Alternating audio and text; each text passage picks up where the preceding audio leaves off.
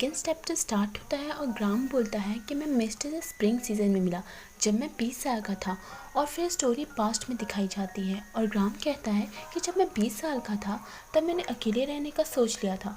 और ग्राम की मेमोरीज दिखाई जाती हैं जहाँ प्रोफेसर कहते हैं कि ग्राम, पहले तो तुमने कॉलेज जाने से मना कर दिया, फिर तुमने कहा कि आर्ट क्लास की फ़ीस आप मत भरो, मैं खुद ही मैनेज कर लूँगा, और अब तुम बोल रहे हो कि तुम्हें अकेले खुद से रहना है। तो ग्राम बोलता है कि अब वो 20 साल का हो गया है और इसका मतलब ये है कि वो अब जवान हो गया है और उसे इंडिपेंडेंट रहना है। ग्राम बोलता है ये मेरी लाइफ का सबसे बड़ा डिसीजन था, पर प्रोफेसर को तो मैं एक छोटा डक का बच्चा लग रहा हूँगा जो अपनी माँ से अलग हो रहा है। प्रोफेसर ग्राम के सर पे हाथ फेर कर बोलते हैं कि तुम इतने बड़े कब हुए, और उसके पास बैठकर बोलते हैं कि ठीक है, चलो बताओ मुझे तुम क्या करोगे और कहाँ रहोगे। ग्राम बोलता है कि जिस होटल में वो काम करता है वहाँ वो लोग रूम रेंट पर भी देते हैं। मैं वहाँ पर कुछ टाइम तक रहूँगा जब तक मैं कुछ अपने पैसे बचा ना लूँ। प्रोफेसर बोलते हैं रेंट का रूम? ग्राम बोलता है हाँ, और वो उन्होंने ये भी कहा है कि वहाँ खाना भी मिलेगा और वो उसकी सैलरी भी बढ़ा देंगे। तो प्रोफेसर बोलते हैं कि ग्राम, तुम्हें जल्दबाजी करने की कोई ज़रूरत नहीं है, और कहते हैं रेस्टोरेंट का काम करने से अच्छा है कि तुम अपने टैलेंट पे ध्यान दो, अपने आर्ट पर फोकस करो। तुम जाने से पहले दोबारा एक बार सोच क्यों नहीं लेते? तो इस पर ग्राम बोलता है कि मैंने बहुत सोचा इसके बारे में, मुझे आप लोगों ने पाला पोसा और इतना बड़ा किया, अब मैं नहीं चाहता कि मैं आप दोनों पर बोझ बनूं, मैं न्यू चीज़ें ट्राई करना चाहता हूँ। प्रोफेसर बोलते हैं कि मुझे लगता है तुमने ठान ही ली है, ठीक है तुम जा सकते हो, पर क्या तुम जाने से पहले मेरा एक छोटा सा काम कर सकते हो? ग्राम बोलता है काम? इस पर प्रोफेसर कहते हैं हाँ, ये काम मैं किसी भरोसेमंद इंसान को सौंपना चाहता हूँ और इसके लिए मैं तुम्हें बोल रहा हूँ।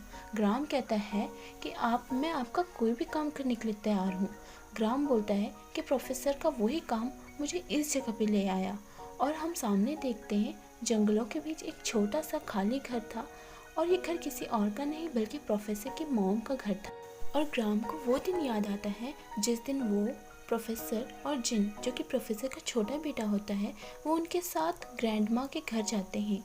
तो वो उनका वेलकम करती है, वो ग्राम से मिलती है और ग्राम को अपने पोते की तरह ही प्यार करती है।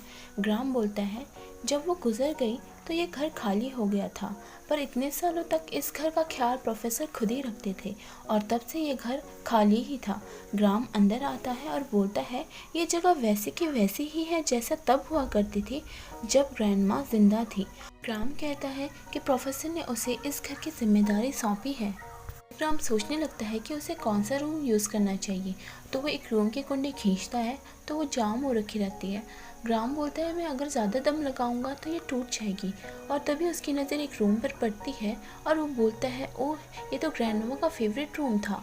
बचपन में जब वो और जिन उनसे पूछते थे कि इस रूम के अंदर क्यों नहीं जा सकते, तो ग्रैंडमा बोलती थी कि मैं बता रही हूँ बच्चों, वहाँ नहीं जाना, अगर तुम वहाँ जाओगे तो मैं भूतों को बुला लूँगी और वो तुम्हें खा जाएंगे। और ग्राम कहता है वो तो हमें इस रूम के आसपास भी नहीं भटकने देती थी। प्रोफेसर ने कहा तो है मैं इस रूम को यूज़ कर सकता हूँ, और वो ताला खोलने लग जाता है। फिर जैसे ही वो अंदर देखता है तो वो बोलता है कि वाह, यहाँ तो जन्नत है। और वो देखता है वहाँ उसकी दादी के कीमती सामान और एक बड़ा सा बाथटब होता है। ग्राम बहुत खुश हो जाता है और वो बाथटब के साइड पर रखी एक कांच की बॉल को देखते हुए वहाँ से निकल जाता है। अपना सारा सामान उस रूम में लाता है जिस रूम में जिन और वो बचपन में सोया करते थे। फिर सुबह का सीन दिखाते हैं और ग्राम सोया ही होता है कि तभी बिल्लियों की आवाज़ से उसकी नींद उड़ जाती है। वो टाइम देखकर बोलता है कि वाह, यहाँ तो मुझे अलार्म की कोई ज़रूरत ही नहीं। और वो कैट का फूड लेकर बाहर आता है तो दो बिल्ली, जिनका नाम एंग और रू होता है, उनको बुलाता है और उन्हें खाना देता है और कहता है मैंने तो न्यू दोस्त बना भी लिए। फिर वो लेट जाता है और फ्रेश हवा लेने लगता है और फिर झटके से उठकर बोलता है अरे बाप रे, नींद ही आने वाली थी, आज तो मुझे कितना काम करना है। और ये बोल के वो अंदर जाता है और जो जो काम उसने अपनी लिस्ट में लिखे होते हैं वो एक एक करके उन्हें पूरा करने लग जाता है। पहले वो ग्रोसरी से सामान और केक लाता है, फिर वो झाड़ू पोछा और कपड़े करता है, और रात को वो अपने आर्ट बनाने लग जाता है और कहता है मैंने सोचा था कि मैं आर्ट बनाना छोड़ दूंगा, पर अब मैं वही कर रहा हूँ और अपने गोल्स भी बना रहा हूँ। फिर हमें दिखाते हैं ग्राम उसी बाथटब में बैठकर मोबाइल चला रहा होता है और वो देखता है कि लोग उसकी पोस्ट के नीचे उसे आर्टिस्ट बोल रहे हैं। तो वो शर्मा के बोलता है कि नहीं, अभी तो मैं उस लेवल पर भी नहीं पहुंचा। फिर वो मोबाइल नीचे रख देता है और सैंड वॉश को उल्टा करके बोलता है, मैं बस 30 मिनट और रहूँगा यहाँ।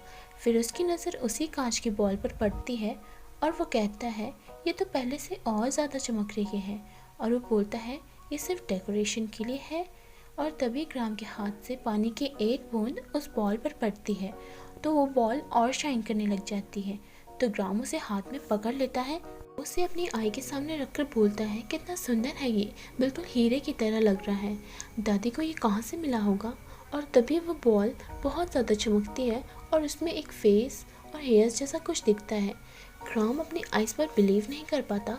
फिर वो बॉल का धीरे धीरे शेप चेंज होने लगता है तो ग्राम को समझ नहीं आता कि ये क्या हो रहा है। फिर जैसे ही उसे होश आता है वो ज़ोर से चिल्लाकर उस बॉल को पानी में फेंक देता है और बोलता है कि पानी में कुछ चल रहा है। और वो चिल्लाने लगता है। यहाँ एंट्री होती है हमारी फीमेल लेड मिस्ट की। वो बाथटब से उठती है और वो बहुत सुंदर होती है और वो ग्राम के पास आती है तो ग्राम की हवा टाइट हो जाती है और वो मन ही मन बोलता है कि ये कौन सा जीव जंतु है, दूर रहो मेरे से।